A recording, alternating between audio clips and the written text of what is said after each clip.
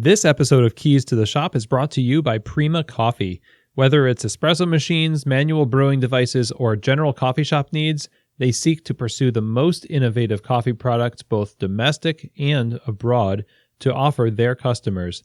Find out more at prima-coffee.com.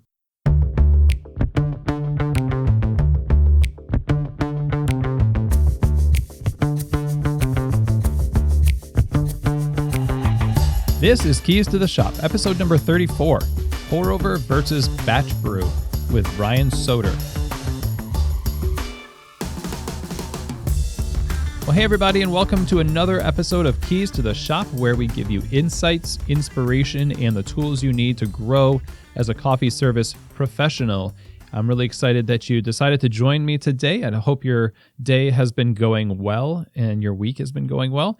Mine has been pretty great, so thank you for joining me today again. My name is Chris DeFirio. I'm your host for the show. So today we're going to be talking about a subject that can be contentious depending on who it is that's discussing it, or where you fall in the conversation. But we're going to be talking about pour-overs and batch brew and the differences between them and the merits that both have, and how you can make good decisions around what to offer in your cafe, and maybe even which ones that you should continue to offer and which ones you should not. And to help us iron out some of those thoughts is none other than Ryan Soeder. I'm excited to have Ryan back at Keys to the Shop. And if you don't know who Ryan Soeder is, he was featured originally on the show on one of our first episodes. Episode number 2 on how to master your workflow is definitely one of the episodes that you absolutely must listen to. A lot of great actionable content, and Ryan brings his very systematic and very detailed and clear-headed approach to this conversation. It's a conversation that we had at Sunergos recently, and we'll get into that in the interview. But Ryan has been in the coffee industry for 14 years. He has worked with companies like Starbucks at their street-level stores in Seattle, then on to Counterculture Coffee and Intelligentsia as a retail educator, as a coffee educator and trainer for both of the companies. And now he is working, like I said, at quality control and barista training here at Sunergos Coffee. We couldn't be happier. He has also a lot of awards to his name. He is a past champion of the North Central Regional Barista Championships and 9th place overall finisher of the USBC, along with being a Coffee Fest World Latte Art champion. And speaking of latte art, he is also the co-author of a new book called Barista Secrets, Creative Coffee at Home, where he co-authored with Kohei Matsuno. This is a latte art book, a book about how you can do latte art at home. Although working with Ryan and kind of seeing the progress of the book, I can tell you that it's definitely useful for more than just home use. Ryan did the sections of the book that are concerned with free pour latte art, and Kohei Matsuno did the foam sculpting art sections of the book. So nice thing to have in your coffee library. And I will link to this book also in our show notes. So let's go now and talk with our friend Ryan Soeder all about batch brew and pour over coffee. All right, well, welcome back for the second time to Keys to the Shop, Mr. Ryan Soeder. Hey, thanks. Absolutely. This is you're the first person to ever be on the show twice, besides me. That's awesome. It's quite an honor. Yes.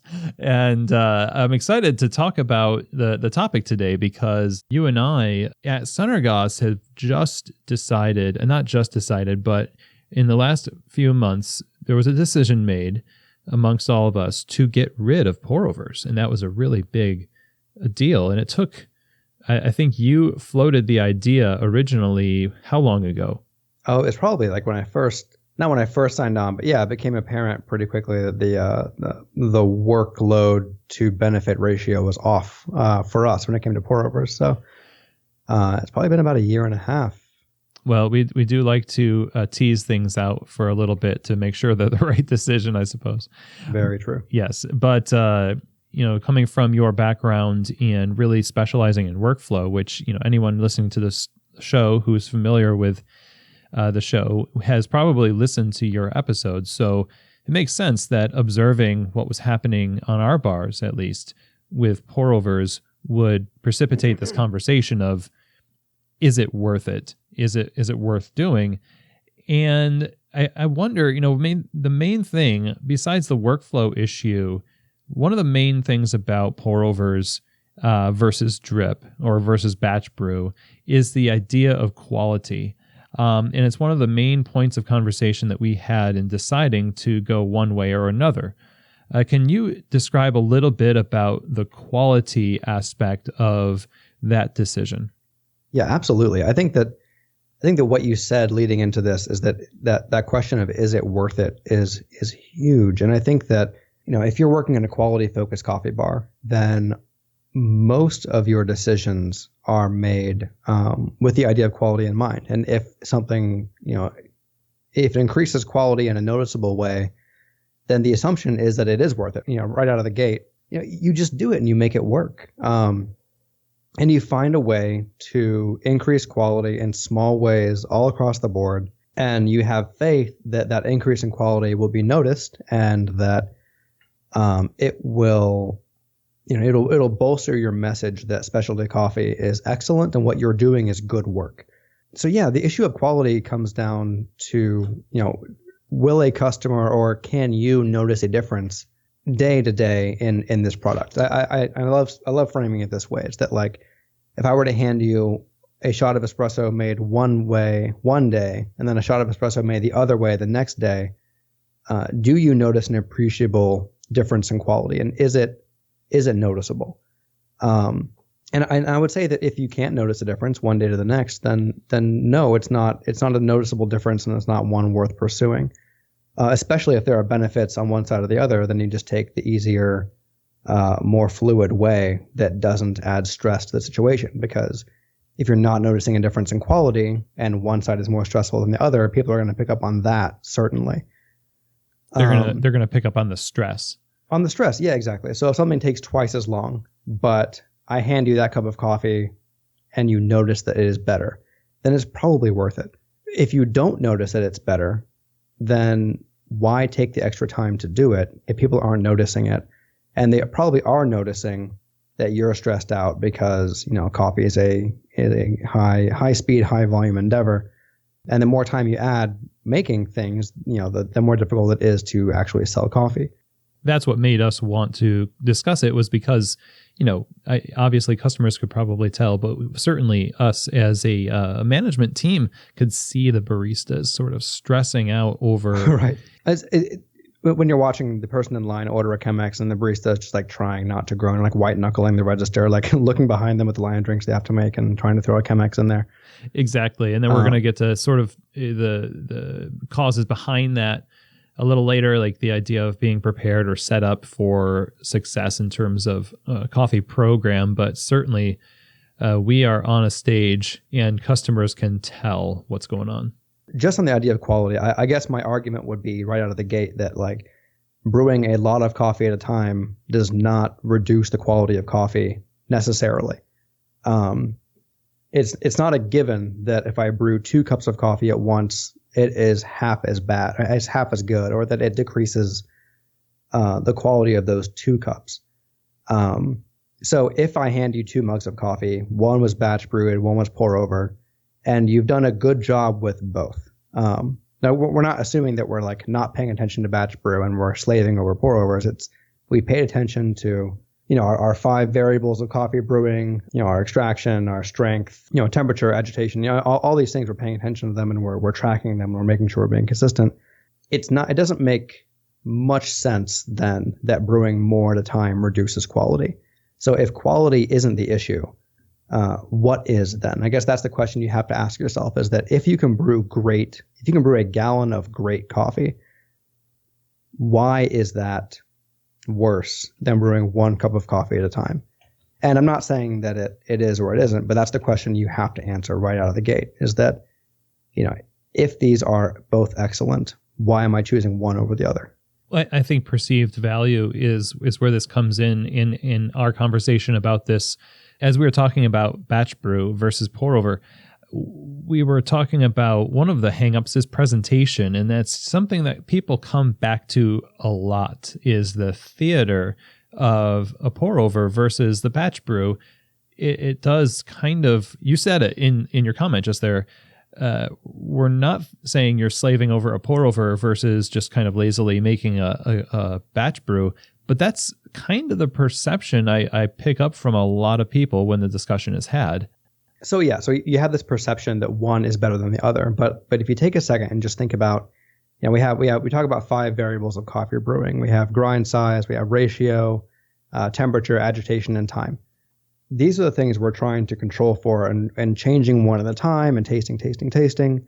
But once you have a recipe nailed down and you know where your variables are set, the only thing you're trying to do is repeat those variables every single time. You're not going to brew the coffee one way for one customer and then change a variable for another customer when you're shooting in the dark, right? You taste, you dial in, you set your recipe, and then you brew to that recipe. So all a batch brewer is doing, or all a machine is doing, is delivering hot water at the temperature that you want it to, and delivering it the same way and the same quantity every time, which is all that you are trying to do when you're manually brewing coffee. You're trying to deliver, the water at the same temperature, the same way over the coffee every single time. So the idea that the machine is somehow worse at doing this when that's its entire job. It wakes up every morning and it just thinks about delivering hot water at the temperature you told it to the same way every time. There is no obvious reason that would harm quality once you have dialed in the brewer the same way you would dial in a pour over. So as far as presentation goes, what you're telling a customer is that because you have put the water on yourself, it is somehow better and worth waiting for, because pour overs take more time. Not per brew, obviously, but per cup, right? If I can pour a customer, a cup of coffee out of an urn, that takes 5 seconds. Whereas if I, brew a cup of coffee for a customer in front of them, it takes 5 minutes. And we're not charging exponentially for that product either. So we might be charging a little bit, and by charging slightly more and having it take more time, you send the message that this is worth your time and this is worth your money because it is better. And we might not be saying that explicitly, but we're at least implying it. And that doesn't really sit right with me, honestly. Because again, all the machine is doing is what we're trying to do. Every barista making a pour over is striving to be as consistent as a batch brewer. So we're playing along. We're playing along with this perception, like the customer is thinking, we're implying it. The customer is repeating it back to us, and we're like, yes, that's exactly it. Exactly. It's like there is a Santa Claus. No, that's why the cookies are gone, and we're going to continue. Yeah. Well, there's this thing where like a customer at the register is like, yeah, this is the smoothest cup of coffee. Yeah, that thing makes the smoothest cup of coffee in the world, and it's worth waiting 5 minutes. And I'm just like... So is this the placebo? This is like a placebo effect. Yeah, and it is. Well, and I'll say this, like maybe your batch brew isn't as good as your pour overs, but if that's the case, fix your batch brew. Like something is wrong, and you can control that. So given the equal effort between the two, I think I could sum up your position as saying, if you're going to put in a lot of effort, your effort's going to be more rewarded over the long span of time, or even just immediately with batch brew. Right. If you're going to take the time to dial in your coffee, and you should, like, let's be very clear, like, we should be dialing in our batch brews the same way we dial in our pour overs. But once you set your recipe, all you're doing is trying to hit that recipe, which is all a brewer does. So at Sunergos, for instance, we weren't QCing our batch brews to the level at which we do now. We weren't tracking all our variables. We weren't tasting all the batches as often as we do. We were tasting them, but not throughout the day and not all of the time. The idea became, if we're going to get rid of this thing that is perceived to be better, we need to make sure that our batch brews are on point all of the time and are as good as this coffee can be all of the time. That way, when a customer says, oh, you don't have pour overs anymore, I thought that was the best, we can say, actually our batch brew is the best. Taste it, believe it. It really is. And it took you less time and it cost you less money. So, you're welcome. And I think that's something that is important to understand too, is that like, if you're offering 5 coffees on pour over, you're dialing in and keeping track of 5 coffees. And I would argue that you can't pay as close attention to that as you can dialing in 1 or 2 on a batch brew. So, I guess what you're actually doing is someone gives you more money for that coffee, and then, with great care and dedication, you ruin it in front of them over the course of 5 minutes, and then you tell them it's better. And, that's weird. It's weird to me because in the best case scenario, you're going to do as good a job as a batch brewer. And, worst case scenarios, you haven't dialed in that coffee in a while, or you get distracted and you pour weird, or, something happens that you can only decrease your consistency from what that coffee could have been if you just let the machine do its thing.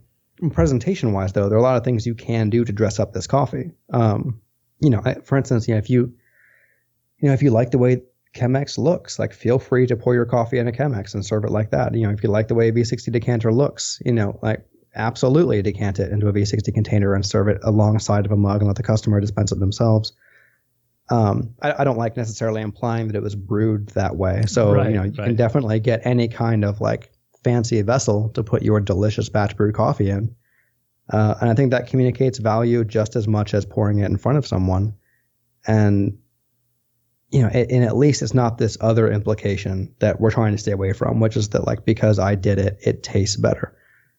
So you've worked in establishments, Intelligentsia being the most notable, where there's a pour-over bar. And I have set up, like at Cafe Cubal in Syracuse, pour-over bars, and had a lot of, I would say relative success based on what we were just discussing.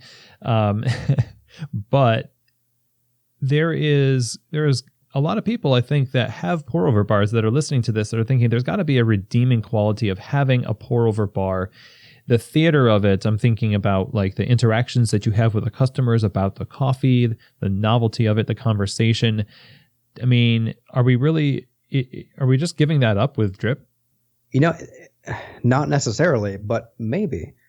I think that first the implication is that you are staffed appropriately to have a pour-over bar. And that, I think, we can't have as a given, because most of the time, I don't see a lot of coffee bars that are staffed with one person whose job it is just to brew coffee all the time. Like, usually they're pulled off of something else to make this coffee, and then they leave, once they've cleaned up. So I think in that scenario, even if you do have someone making pour-overs, they're probably thinking about what they're not doing right now, or, they're concerned about someone, that spill in the cafe, or helping out on the espresso machine, or, doing dishes or whatever it is. But I would say that even in a best case scenario, when you have someone brewing the coffee in front of everyone, you are communicating the message that the reason the coffee is good is that barista is doing that. When I think that you would actually argue that the coffee is good if given the chance, because of the sourcing, what happened at the farm, or what happened in the roaster, or what happened in the coffee selection process. And you're not communicating that implicitly. Now, if you have someone brewing the coffee like that, they can be communicating that with their literal mouth. And that might go a long way. See, I've been using my figurative mouth this whole time. Right. No, but, like, I don't know. There's just this dissonance that makes me uncomfortable. But how do you do it right? And I think that, like, in order to do a pour-over bar really, really well, you have to spend a lot in labor, and you spend a lot of time just making sure that every single cup is perfect. And your best baristas can do that and hold a conversation and talk about coffee the whole time. I think what you'll find, this is an assumption, and it is based on my experience. I'm not speaking for everyone here, certainly, but I think most customers don't want to hear about coffee every time they order a cup of coffee. And most baristas aren't spending their time talking about, the same coffee the same way all day. Now, you might be able to have a conversation about, all kinds of things while someone's doing that. But I don't think that you need to make a customer wait for a cup of coffee in order to have a conversation to communicate quality with your words. I think that you give them the opportunity, or you give them the option to stay and chat if they want to, and you are receptive to that conversation. So I think if you give them a batch brew and it takes you 5 seconds to pour it and you hand it to them, you still have an opportunity to say, hey, let me know what you think about that. And then when they come to return their cup, or they're heading out the door, or they just want to kind of hang out and ask questions because they thought it was awesome, I love putting that interaction in the customer's hands rather than kind of like holding them hostage at the pour over bar while they have to hear about coffee as like the price of, the additional like, dinner and a show kind of thing, to get a cup of coffee and head out the door. And I think I'm being a little bit presumptuous when I think about what a customer does and does not want to hear, but I've never actually seen it happen where a barista, time and time again, seamlessly and politely and kind of empathetically shares coffee knowledge while they brew, like, in a way that's not forced or also exhausting. There's a lot to remember on a pour over bar. Well, there's a lot to remember, but there's also like you have this stump speech that you repeat every 5 minutes with every cup, and you do that 100 times a day. Like that sounds crazy making to me. And eventually you're going to sound like the small world after all, Disney ride where you're just like repeating the same cheery message about the quality of coffee over and over again. Which again is not to say that it can't be done well. I've just never seen it done well, and I will say that a lot of companies that like hung their hats on pour overs are kind of starting to realize that, they'd rather get away from the message that the pour over is what makes the coffee good and would rather highlight, all the other work that's being done. Sure.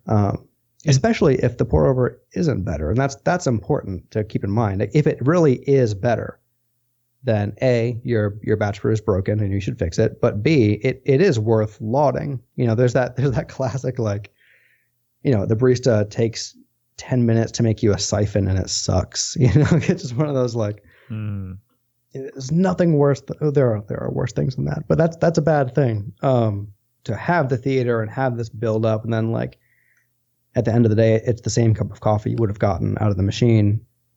I guess what I would say is that there are ways to make that seem beautiful without the additional, like, just taxing, labor cost and sort of exhaustion point of all day pour overs. So this has been really interesting talking with Ryan about batch brew versus pour over. But right now I want to take a break and talk to you all about our sponsor, Prima Coffee. Prima is a specialty coffee equipment supplier based out of Louisville, Kentucky. And from their inception, they've set out to make the best coffee brewing equipment available to the general public. Their focus is on curating the best coffee equipment for every need, from grinders to espresso machines to under-counter fridges, pretty much anything you can think of. Batch brewers, for instance, pour overs, they have it all. And they put a big emphasis also on having the expertise to help their customers get the right gear to fit every situation. Now, I've known the folks there since the beginning, and I can't recommend them enough. And right now, for the Keys to the Shop listening community only, they've offered a discount to you using the promo code KEYS10. That's KEYS in the number 10. If you go to prima-coffee.com, you can use that promo code when you check out, and it'll save you $10. You get $10 off your purchase of $75 or more. Some restrictions do apply. So you just go to the website, prima-coffee.com, and when you check out, enter the promo code KEYS10, and you'll get that discount. So thank you very much, Prima, for your support of the show and for supplying us in the industry with the tools that we need to grow as coffee service professionals. There you go. So now let's get back to our conversation with Ryan Soeder about batch brew versus pour over.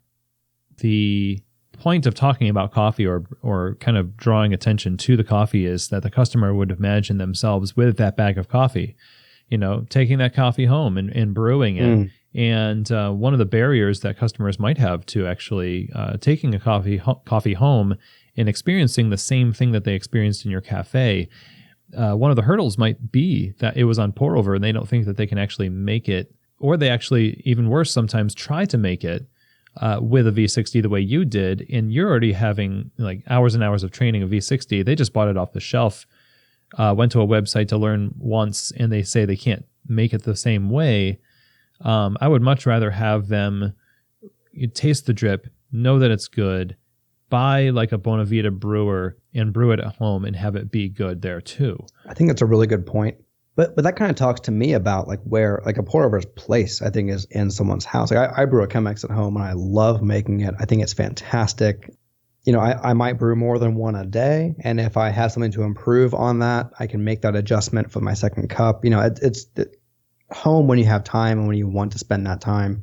is a great place for a pour over or a manual brew because mainly the price point of that object is a lot lower than the brewer that will do the comparable job, which mainly is like any home coffee maker that will get the water hot enough, is $200, right? Right. Whereas I can boil my water on the stove. A V60 is like $20. You can brew it right over your cup. Filters aren't that expensive. Just the price point for a really good cup of coffee at home is much lower with a pour over. Mm-hmm. That being said, I love my Chemex. I'm eyeballing that Be More Brazen brewer like every day. I think about it. Yes. And I would love to like keep my grind and keep my ratio on point and just know that like that thing's going to put water on it and I can take a shower and then come out to delicious hot coffee. But there's something I love about putting the water on myself. I really do. But that's for me. Like I'm not gonna, I've done this a couple of times where like my mom has a cheese party for her friends and I come over and make coffee for them. And it's a bloody nightmare. Like trying to churn out all this coffee. And like they're upset because they're waiting and I'm upset because they're upset. And, and anyway, it's the point is like, if it's better, do it. If it's not better, let's find a way to make this more seamless. And yeah, the idea that you have to do it that way to make it good, that point I think is wrong. And the more you make it seem like a customer can't do it at home, the less whole bean you're going to sell. And dress it up any way you want. Like Chemex makes this awesome Pyrex decanter that you can like pour your batch brew into and like pour that out from it if you want. Put a tiny flower on a wooden tray and put their mug on it. That's gorgeous. It's beautiful. It says like this is worth having. No, and that's it's a good delicious. point. That's a good point. It's fashion. At the end, it's kind of like a fashion statement to have pour over. Now, I won't say that it's all that. Certainly, there are bars that have all pour overs. That's all they do. And in those cases, I would almost be tempted to say, in fact, I will say that you're not going to have that kind of gotcha moment where somebody has the drip and it's awful because you didn't dial it in and it's like this false positive. Yeah, our pour overs are really good because it's a pour over, and when it's actually because you didn't dial in the drip. They only have pour overs, and that's all the customers know. I mean, what do you say to a situation like that? Is that something where you would think, hey, you should start doing batch brews, or should they just stick with pour overs and continue to get better? I think that someone who is already doing all pour overs all the time probably has a good system in place.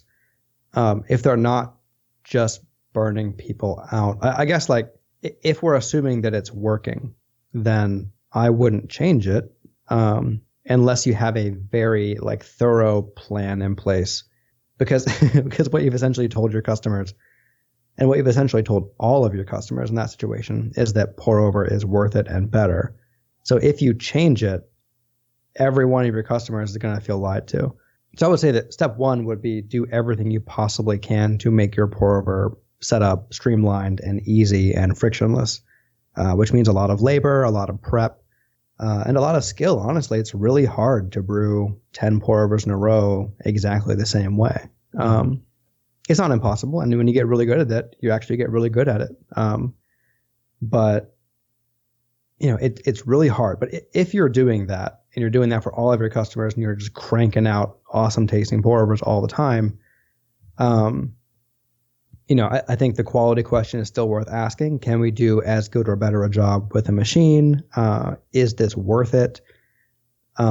Because changing that system, the hurdle of explaining to everyone your customers that you're changing it up and that thing you implied for so long actually wasn't true and now you're doing a different thing, that's hard. So I would say like keep going, and if you change it up, be ready. Maybe do it slowly, or like have the tray with the flour ready, or have something to tell everyone that everything is okay. Well, we did that. We had a long conversation, a year and a half, and we then, as we rolled it out, getting rid of pour overs, it says essentially, when we rolled it out, it was not just taking something away, it was putting something back in place. It was rearranging the chalkboards to highlight our single origin espressos in a better way, to highlight the origins that we have on bar, telling all of the staff, here is what you would answer when a customer asks you about pour overs. Here are our reasons. We're dialing in the origins now every day, all day. We're tasting to a greater degree than we ever had before.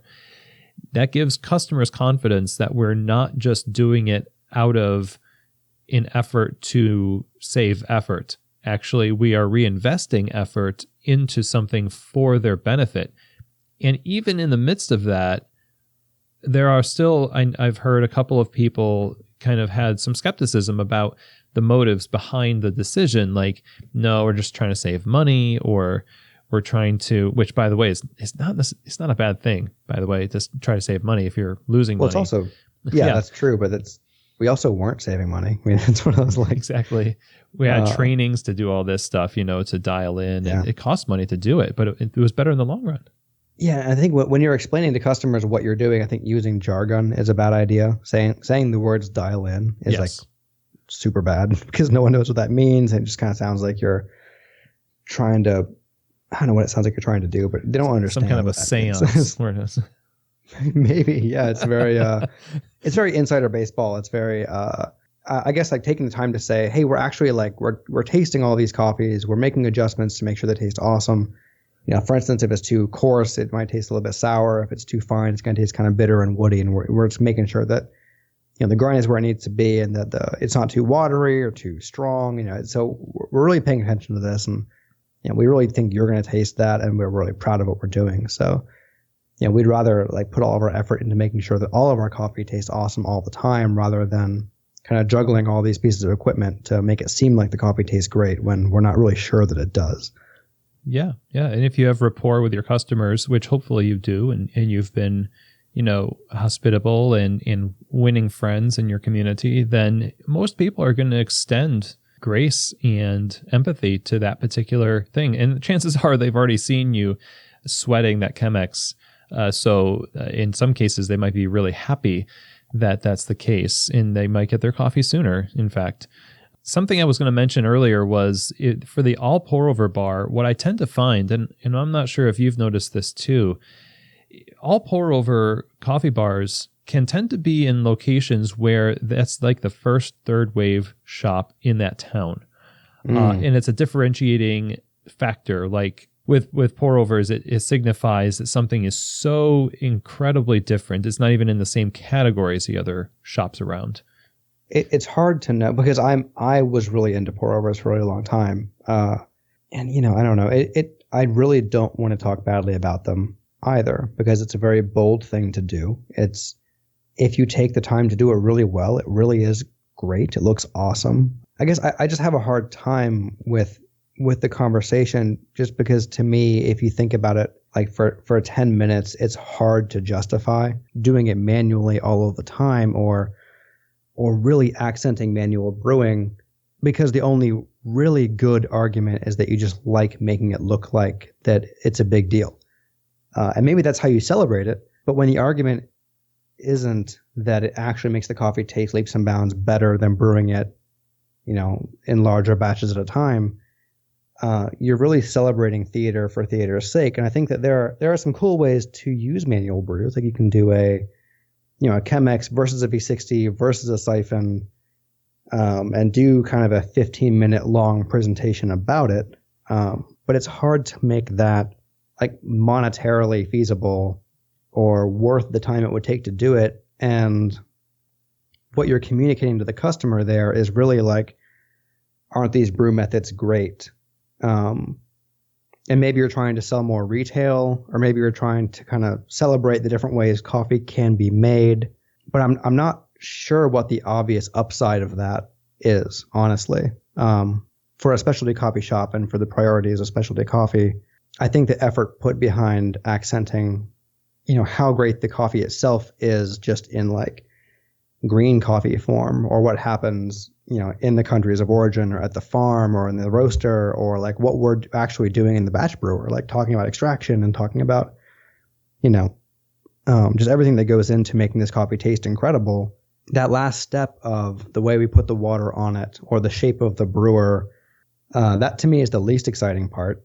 And the retail level, I think, comes with the highest kind of tax on your time and your finances. So yeah, so people who like, they were the first third wave shop in their area, they kind of had to make a splash. They had to say that we are different from Starbucks and we're different from that massive local chain that just like cranks out sugary dark roast concoctions, and you gotta have a thing. You gotta have a siphon in the front window, man, because that says we are super different. Sure. I think that now, fortunately or unfortunately, you don't need to do that anymore. Or maybe it's that these shops were popping up at a time when batch brew really was kind of awful because people weren't paying attention to it. So we learned how to make pour overs. We learned how to pay attention, and then we realized that everything we're sweating over a pour over, you can also do on a batch brew.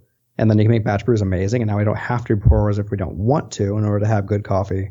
So why do we want to? And that's a really important question to ask yourself and answer is, why do I want to make this look like this and take this time? I think if you're starting from scratch, it's easier to have those priorities. If you're trying to change a whole program, it's harder, and you need to make sure it's worth it to change. So even though it gives this image of differentiation, it can kind of become a conversation stopper because it stops with the device. Like the device is the device is why it tastes the way it does, almost is implied in the process. Whereas, the coffee itself, if that's the differentiating factor, you've got a customer for a much longer period of time. It's almost a better long game strategy to force the attention on the thing that might not be immediately sexy or as sexy as the siphon, but it will draw attention to your brand and something that's actually going to be profitable. Right. I'm going over my experiences with pour overs, and I'm trying to think of how many times I was asked about the coffee versus the pour over. And like 9 times out of 10, if I was ever actually asked about the coffee, it's always about like, how are you doing that? And again, I'm not saying that's wrong, and I'm definitely not saying that no one should ever have a pour over, but I'm saying that if you're trying to talk about how great the coffee is, the pour over is a distraction. If you're trying to talk about how great pour overs are, then that's the only way to do it, right? You can't have a batch brew and then try to sell a bunch of like Chemexes. It just doesn't make a lot of sense. See, I think that's something else people are trying to do to help bridge that gap is that, there are things like the mod bar pour over systems coming out, and I think Curtis has one, the Seraphim, I think it's called. Yeah. And these are all ways to like brew 1 cup of coffee at a time, or brew a couple cups of coffee at a time in front of a customer so they kind of watch the water go on. But again, those just seem like it is theater, but all you're doing is taking a batch brewer and you're not batching anymore. You're just brewing 1 cup at a time. And I'm not sure what that does. I don't know why that's good. The theater is adding some sensory effect to the coffee, like the same way if you go to Krispy Kreme and you get a donut that you saw get made, it might not taste any different than the one you got at the 7-Eleven, but you watched it being made, and there's some part of the human psyche that it fools itself. I think that we capitalize on that in many, many different ways with the way we design our cafes, with the way that we design our logos, how we, write our dress codes. We want people to perceive something. Like, we don't necessarily just show up without a plan of presentation. What makes this unique is, in what I'm hearing from you, is that this isn't just how the barista dresses or how your logo looks. It's actually affecting the quality of the product. So this whole conversation is making me want to dress up our batch brew more. Like there's this thing where like, if a coffee shop has a batch brewer, it gets served in a chipped mug, and that's all. And if they do pour overs, there's like a tray with a flower and a sidecar and a fancy, like double walled glass vessel. But if the quality is the same and the coffee is just as gorgeous either way, why are we not celebrating batch brews more than we do? I think that there's a lot of room, because I totally believe in like the barista wearing a tie and the chairs being $1,000, and like that's really cool to me, to walk into a coffee shop where I see that the details are like totally on point. And that's kind of where I like that's where I like this argument is that like when I walk in and I see a pour over bar, if they have batch brew, I'm going to get the batch brew because I know that odds are the details are more on point with that than with the pour over.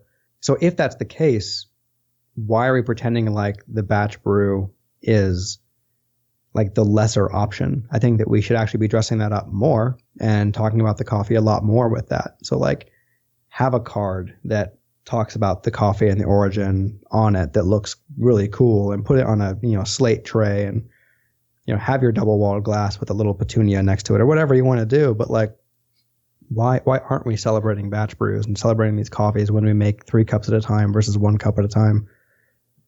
We should. I kind of want a bunch of those like Chemex decanters just to like, pour it out of that. That'd be awesome. I will say that freshness is definitely an issue. Like when I think about brewing 1 cup at a time versus a gallon at a time, you definitely taste quality start to fall off at like the 45-minute hour mark. And like the longer it goes after that, really, really the worse it's getting. So, I think that there is something there, but as long as you're on top of how long the coffee is sitting, that's really the only thing. And keeping your equipment clean and really dialing in your batch brew and making sure the coffee tastes great.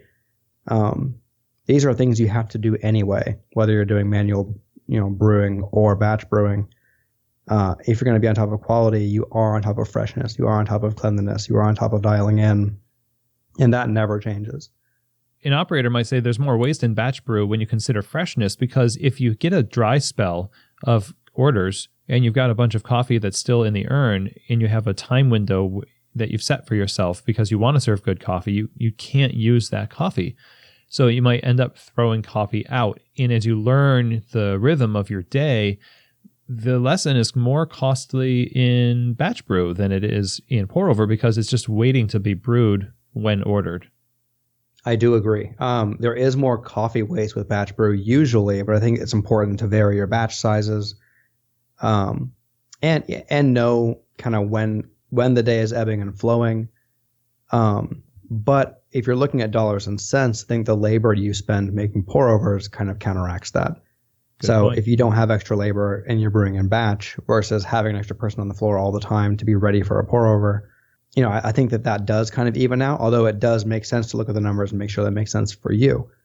I'm never going to prescribe, a one size fits all solution for every cafe. I think that if you can vary your batch sizes and you're okay with some coffee waste, it's not that much. And especially, I don't know how, all shops are doing their ordering for coffee, but a lot of shops I know will, after the coffee's been on the shelf for a week, will brew that in the batch brew because it's not quite as fresh as it could be.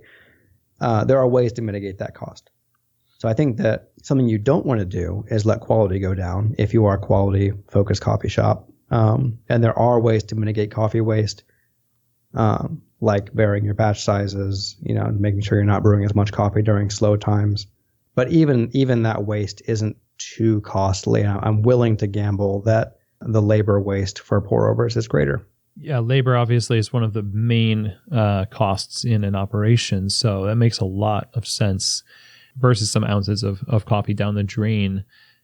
So we've talked a lot about quality, about the quality between pour over and batch brew. We've talked about the presentation issues. Some of that can be addressed to dress up the batch brew, and a pour over does make a splash, but there are some costs involved too. The message that we're sending to customers, is it aligning with the values you have as a quality focused organization? At the end of this conversation, it's just like, where do we go from here? How do we take the next step as a business looking at what we currently offer? I would take a bet that most people listening to this conversation have some pour over offering on their bar right now. And I know that you can't just say everybody should do this, but what are some good best practices that people can employ after listening to this episode that will help them get in a better place with the whole batch brew versus pour over conversation? Yeah, absolutely. I think that what kind of made me like really excited about batch is that, like, I don't know, man, like get the manual for your brewer out and like dig into the programming for that thing and just see how much control you have over your coffee. like anything I can do with a kettle and a V60, I can also make that machine do, from like, pre-wet percentages. If it's we use Fetco, so we mess with our pre-wet percentages and like how much water is going on for the bloom, how long the bloom takes, what your total brew time is, which also affects your flow rate. So you can kind of mess with agitation that way as well. There's a lot of really cool stuff that these brewers can do that is like super nerdy and definitely scratches that like control coffee nerd itch if you have that. So have some fun with that. I think that's awesome. Like kind of like bending your coffee this way or that way, just with different parameters in your brewer is a lot of fun. So I would say first, see how awesome you can make your batch brew. That's always step number one. Before you get rid of pour overs, like make sure that your batch coffee is incredible, because it has to be if you're a quality coffee and a quality, focused coffee shop. If your main product, your bread and butter, your batch brew isn't on point, like fix that first. So make your batch brew just amazing. And once it is, and once you do your tasting, you compare the two. If you still think that your pour overs are head and shoulders better than your batch brew, keep them. Absolutely. If like us, you found that brewing pour overs and doing manual brewing was less consistent and not better than batch brew, then you have a conundrum, which is like, given that this message that we're giving is that it makes a better cup of coffee isn't true, what do we do with that? So, first, make your batch brew excellent. 2, do all the tests you got to do to make sure that, all your products are great. And then ask yourself what message you want to send. Like, is the coffee great because the coffee is great? Or is the coffee great because we put the water on the coffee? And it took a long time. And obviously, I phrase that in a way that lets you know how I feel. But I think it's important to know what message you want to send and what you're willing to sacrifice for that message. And I think it's really important to be actually and realistically critical about what that experience is like. I don't know, maybe send your mom into the cafe to order a pour over and then ask her what that was like for her. Because if the idea is that this is a better experience for a customer and it's a better tasting coffee, then everyone should get that experience and everyone should feel special when they get a pour over, and it should taste better when they get it.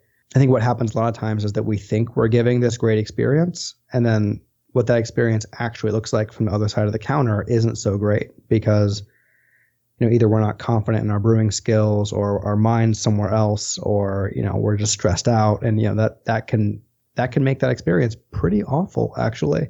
So I would say that if you're going to stick with manual brewing, really do everything you can to make sure that everyone is being professional, everyone is being helpful, everyone is engaging customers while they're brewing, because waiting for your coffee to be brewed and having a barista avoid eye contact, and you can't get a hold of them, and you want to ask a question but they seem stressed out, that sucks. Mm-hmm. So yeah, I don't know, just pull out the stops if you're going to do it, and make sure that experience is what you're trying to go for, because it's expensive and it's stressful. So any last thoughts before we end here for everyone listening? I think that one more thing I would leave everyone with is that, and we touched on this earlier, and that's that the idea that pour overs are worth celebrating and the batch brew is not worth celebrating. And I think that idea and that concept is focusing on the wrong thing. I think that we should be celebrating our coffee and not what we made it on. So if you have a batch brew, celebrate that batch brew, celebrate the coffee being made that way. And if you're doing pour over, celebrate the coffee being made that way. But if you think that presentation is important and that's how you want to communicate quality and that's how you want to celebrate your coffee, find ways to doll up your batch brew. I think that's really cool. And that's something I really want to put more thought behind for us, actually, Chris, at Sunergos, is that what can we do to make customers feel super special about their Brazil that they just got out of the batch brew, or their Ethiopia? It's gorgeous stuff and it tastes amazing and we're really proud of it. So, why are we hiding behind a diner mug when we could be, every bit as fancy and deservedly so with our batch brew? Noted. I'll put it on the Google Doc for our Monday meeting. We'll talk about that Monday in the manager meeting. Yes. Well, this has been a very interesting conversation. I really appreciate your insight into this, and certainly it's made a huge difference with us here at Sunergos, and I know that everyone else listening to this will be the better for it. So thank you for your time and talking to me again on the show. I'm really honored to have you back. Hey, man, thanks a lot. This was a blast. All right. Well, I know that there is a lot to think about, maybe a lot of implications, things rolling around in your mind right now. Certainly that's why it took us such a long time at Sunergos to decide whether or not we wanted to get rid of pour-overs. There's a lot of baggage that comes with it. You know, there's a lot of people who look to it, like we talked about in the conversation, as a signifier of quality. And as we also mentioned in this episode, if you've gone through the process of taking an honest look at all processes in your cafe and you still want to do pour-over coffee, by all means. I think the main point that can be made here is that we owe ourselves the due diligence needed to have a clear conviction about this with data to back it up, experience with both done exactly the way they're supposed to be done to the max. Ryan talked about breaking open the manual for your Fetco or your Bun or your Curtis or whatever you're using in your store, and figuring out how you can make the best batch brew coffee, and then just approach it the way you would do with a blind cupping. You can kind of eliminate some bias by presenting yourselves with the product that you're serving your customer. And I think the process of doing that is going to be very rewarding. And certainly I don't think anybody should leave this episode thinking they automatically need to go and change to batch brew, because that would just be the way that a lot of us decided to do pour over in the beginning, was just because other people are doing it.